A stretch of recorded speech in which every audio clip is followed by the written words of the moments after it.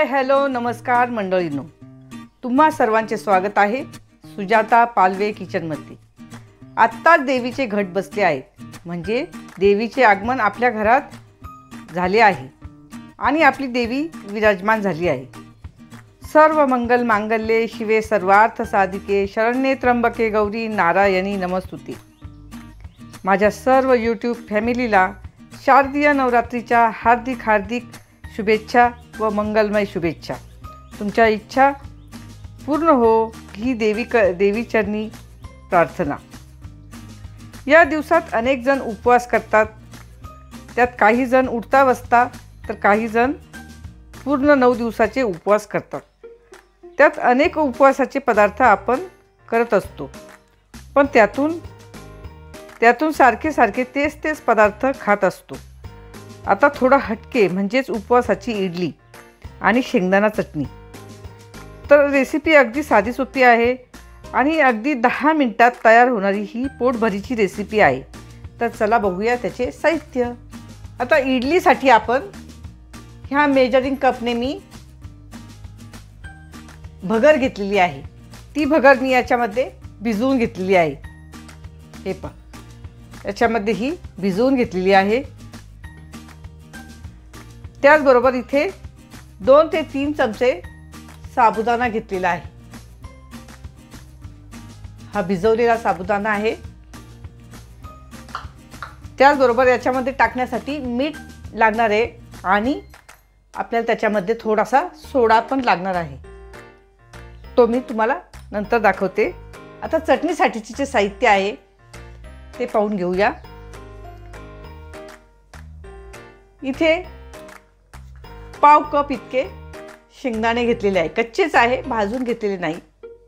त्याचबरोबर आवडीनुसार आपण तिखट टाकणार आहोत। आता ह्या इथे 2 ते 3 छोट्या मिरच्या आहेत, त्या मी टाकणार आहे।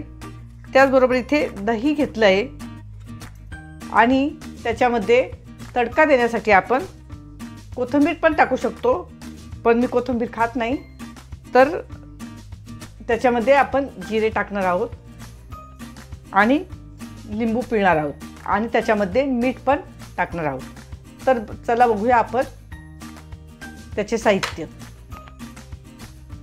तर आता आपण सर्वात प्रथम आपण हे गाळून घेऊया। हे 1 तास भिजत टाकलेलं आहे, तर आपण ते गाळून घेऊया आणि आपण तयार करूया। आता ही भगर मी वाटून घेणार आहे, तर आपण ही भगर आपण त्याच्यामध्ये टाकून देऊया आणि त्याच्यामधली थोडीशी 1 ते 1.5 चमचा आपण तशीच ठेवूया। आता त्यापैकी आपण 1 ते 1.5 चमचा आपण भगर तशीच ठेवलेली आहे। आता हे 2 ते 3 चमचे आपण भिजवलेला साबुदाणा आहे, तो आपण त्याच्यामध्ये टाकून देऊया। त्यामध्ये आता आपण 2 ते 3 चमचे आपण दही टाकणार आहोत। 3 चमचे मी याच्यामध्ये दही टाकलेलं आहे आणि आता हे आपण वाटून घेऊया। थोडं पाणी टाकायचं, खूप पाणी टाकून वाटायचं नाही, कारण ती इडली जी होणार आहे ती खूप अशी चपटी होऊन जाईल। त्याच्यामुळे आपण पाणी थोडंसं बेतानेच टाकायचं आहे। हे आपण असं हे खरबरीत आपण असं वाटून घेतलेलं आहे आणि हे जे 2 चमचे आपण जे ठेवलेलं होतं त्याच्यामध्ये आपण ते टाकून देणार आहोत। त्यामध्ये आपण आता चवीनुसार मीठ टाकणार आहोत। हे पहा, हे असं इथपर्यंत असं घट्ट हे व्हायला पाहिजे। आता हे आपण झाकून ठेवूया आणि आपण चटणी वाटून घेऊया। चटणीसाठी आपण हे शेंगदाणे आपण त्याच्यामध्ये टाकून घेणार आहोत, म्हणजे जितकी तुम्हाला चटणी हवी आहे त्यानुसार तुम्ही शेंगदाणे आणि इतर गोष्टीचं प्रमाण वाढवून घेऊ शकता। आता इथे मी पाव कप इतके शेंगदाणे घेतलेले आहेत। आता त्यामध्ये आपण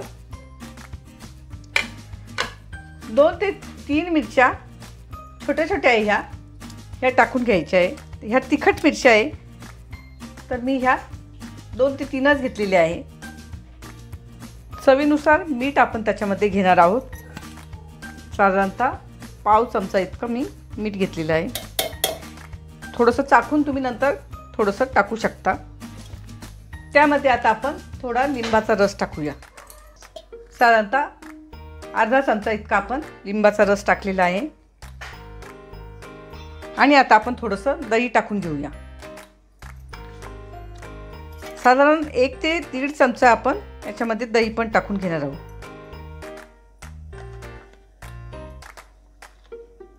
1.5 चमचा इतकं दही झालेलं आहे। आणि आता आपण ते वाटून घेऊया। आता ही चटणी मी वाटून ठेवली आहे आणि आता तर फोडणी देऊया। आता यामध्ये थोडंसं आपण तेल टाकून घेतलेलं आहे, शेंगदाणा तेल आहे हे। त्याऐवजी तुम्ही तूप पण टाकू शकता त्याच्यामध्ये थोडंसं। आता त्याच्यामध्ये आपण फक्त जिरे टाकणार आहोत आणि त्याच्यावर ही फोडणी टाकणार आहोत। त्याचबरोबर इथे मी गॅस लावून घेतलेला आहे आणि याच्यामध्ये पाणी गरम करण्यासाठी ठेवलेलं आहे। तर आता आपण काय करूया, हे जिरे जे आहे ते आपण याच्यामध्ये टाकून देऊया।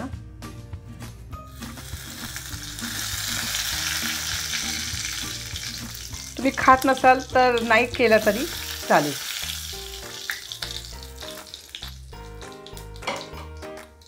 आणि ही जी फोडणी आहे याच्यामध्ये आपण टाकून देऊया।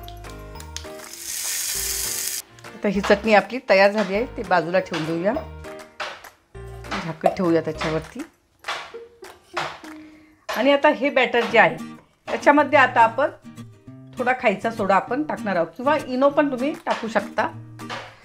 त्यामध्ये आपण पाव टीस्पून आपण इतका खायचा सोडा आपण याच्यामध्ये टाकणार आहोत। आणि आता हे सगळं व्यवस्थित हलवून घ्यायचं। स्टीमर आपण तापायला ठेवलेला आहे। आता ह्या भांड्यांना मी आधीच तेल लावून घेतलेलं आहे, तर आपण हे 2-2 चमचे आपण त्याच्यामध्ये टाकून देऊया। दुसरी पण प्लेट घेऊया आणि त्याला पण तेल लावून घेतलेलं आहे। आता झाकण लावून आपण याला 10 मिनिटं वाफ देऊया। आता 20 मिनिटं आपली झालेली आहेत, आपण उघडून पाहूया।